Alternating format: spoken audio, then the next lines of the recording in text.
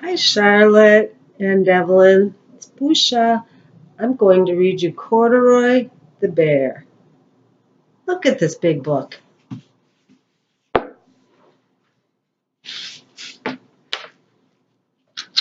Hi. Corduroy is a bear who once lived in a toy department of a big store. Day after day, he waited with all the other animals and dolls for somebody to come along and take him home. The store was always filled with shoppers buying all sorts of things. Oops. But no one ever seemed to want a small bear in green overalls. See, there he is next to the bunny. Then one morning, a little girl stopped and looked straight into Corduroy's bright eyes. "Oh, Mommy," she said, "look, there's the very bear I've always wanted." "Not today, dear," said the mother. "I've spent too much money already. Besides, he doesn't look new. He's lost the button to one of his shoulder straps." Oh.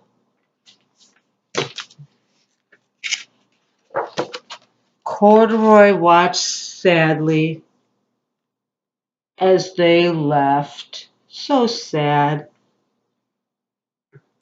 "I didn't know I'd lost a button," he said to himself. "Tonight I'll go and see if I can find a button."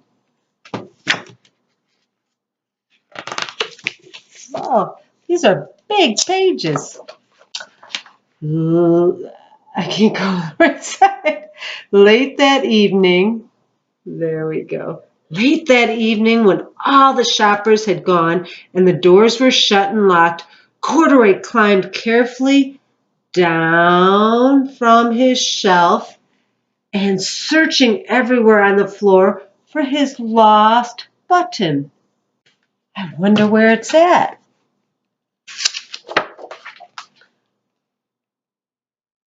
Suddenly, he felt the floor moving under him. Quite by accident, he had stepped onto an escalator with the moving steps, and up he went. Could this be a mountain, he wondered? "I think I've always wanted to climb a mountain." But we know it's not a mountain. It's just an escalator. He stepped off the escalator and reached the next floor, and there, before his eyes, was the most amazing sight. Tables and chairs and lamps and sofas and beds. "This must be a palace," Corduroy gasped. "I guess I've always wanted to live in a place like this." He's by the furniture floor, right? Where they sell all that stuff. He wondered He wandered around admiring all the furniture. "This must be a bed," he said. "I've always wanted to sleep in a bed." And up he crawled onto the large, thick mattress. All at once, he saw something small and round. "Why, here's my button," he cried, and he tried to pick it up, but like all the other buttons on the mattress, it was tied tight to the mattress. Oh no, I don't think that's his button. What do you think, Charlotte? He yanked and pulled with both paws until pop! Off came the button, and off the mattress Corduroy toppled. Did he fall off the mattress? Oh no! Bang onto a tall floor lamp, and over it fell with a crash. Oh, I hope he didn't hurt himself. Aw. Corduroy didn't know it, But there was someone else awake in the store, the night watchman, doing his rounds on the floor above. When he heard the crash, he came dashing down the escalator. Does he have a flashlight so he could see in the dark? Now who in the world did that? He exclaimed. Somebody must be hiding around here. Uh-oh, where did Corduroy go? Where did he go? He flashed his light under and over the sofas and beds until he came to the biggest bed of all. And there he saw two fuzzy brown ears sticking up from the middle of the covers. Can you see the two little ears, Charlotte? I can't point to them. Hopefully you can.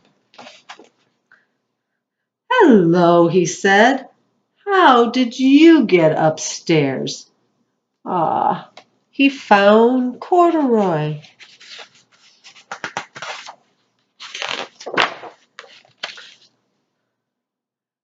The nice night watchman took Corduroy under his arm and carried him down the escalator. And he set him up on the shelf in the toy department with the other animals and dolls. Is he back by the bunny rabbit and his other friends?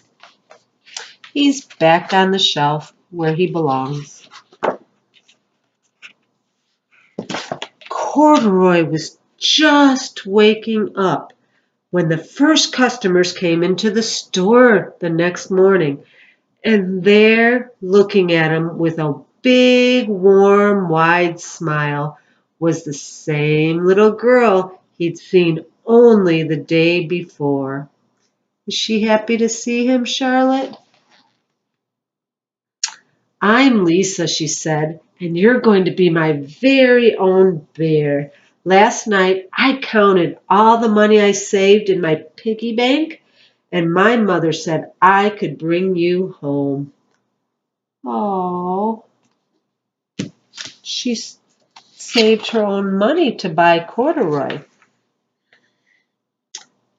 Shall I put him in a box? Said the saleslady. Oh, no, thank you, Lisa answered, and she carried Corduroy home in her arms. Just like you always carry Eeyore. Yeah, she loves Corduroy.